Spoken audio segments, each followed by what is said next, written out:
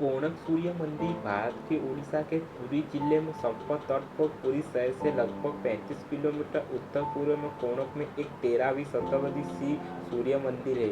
मंदिर का श्रेय पूर्वी गंगा वंश के राजा प्रथम नरसिंह देव को दिया जाता है। सन 1984 में यूनेस्को ने इसे विश्व धरोहर स्थल के रूप में मान्यता दी है। भारतीय संस्कृति विरासत के लिए इसके महत्व को दर्शाने के लिए भारतीय 10 रुपये का नोट के पीछे कोणक सूर्य मंदिर को दर्शाया गया है। यह मंदिर सूर्यदेव को समर्पित था, जिन्हें स्थानीय लोग विरची नारायण कहते हैं। इसी कारण इस क्षेत्र को उस क्षेत्र का पद्म क्षेत्र कहा जाता था। पुराण के अनुसार श्री कृष्ण के पुत्र संबा को उनके साप से कोट हो गया था। संबा ने मित्रावन ने चंद्रभागा नदी के सागर संगम पर कोणक में 12 वर्षों तक तपस्या की और सूर्यदेव को पसंद किया था। सूर्यदेव जो सभी रोगों को नाशक थे, इसके रोग का भी निवारण कर दिया था। तदनुसार संबा ने सूर्य भगवान का एक मंदिर निर्माण का निश्चय किया। अपने रोग नाश के उपरांत चंद्रभाग नदी में स्नान करते हुए सूर्यदेव की एक मूर्ति मिली। यह मूर्ति सूर्यदेव के शरीर के ही भाग से देवसिद्ध थी। श्री विश्वकर्मा ने बनाई थी। संबा ने भी अपने बनवाए मित्रवन के एक मंदिर में इस मूर्ति को स्थापित किया। तब से यह स्थान पवित्र माने जाने लगा।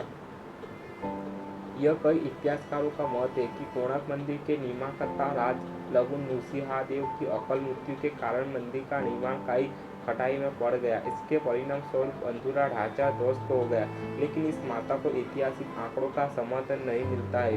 पुरी के मदलपंची के आंकड़ों के अनुसार और कुछ 1278 के तब पत्र से पता चलता है कि राजा लघुन नृसिंहदेवन 1282 तक शासन किया। कई इतिहासकार इस मत के भी है कि कोणार्क मंदिर का निर्माण 1243 से 1260 के बीच हुआ।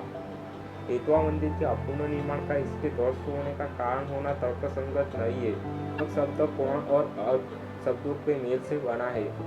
अर्क का अर्थ होता है सूर्य, जबकि कोण से अभिप्राय कोणे किनारे से हरा होगा।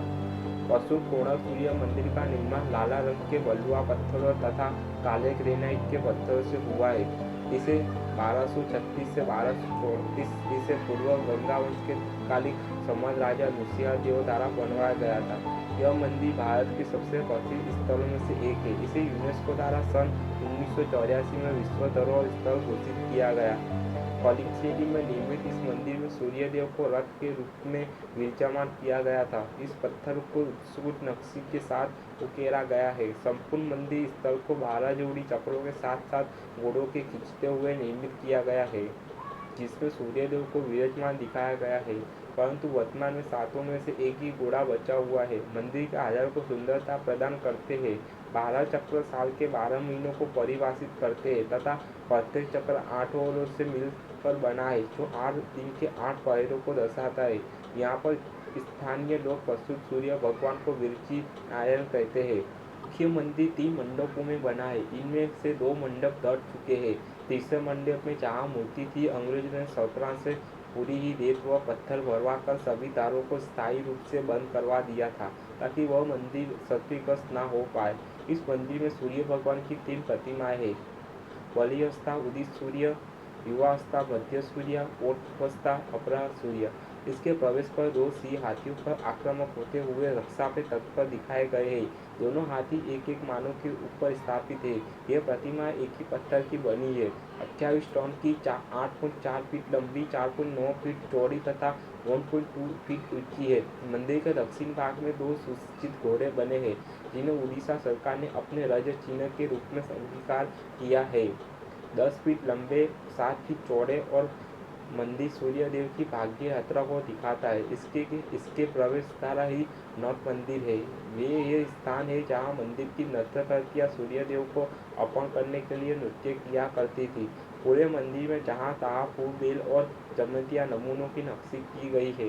इनके साथ ही मानव देव, गंधर्व, किन्नर आदि की आकृतियाँ भी इंद्रित मुद्राओं में दर्शाती है।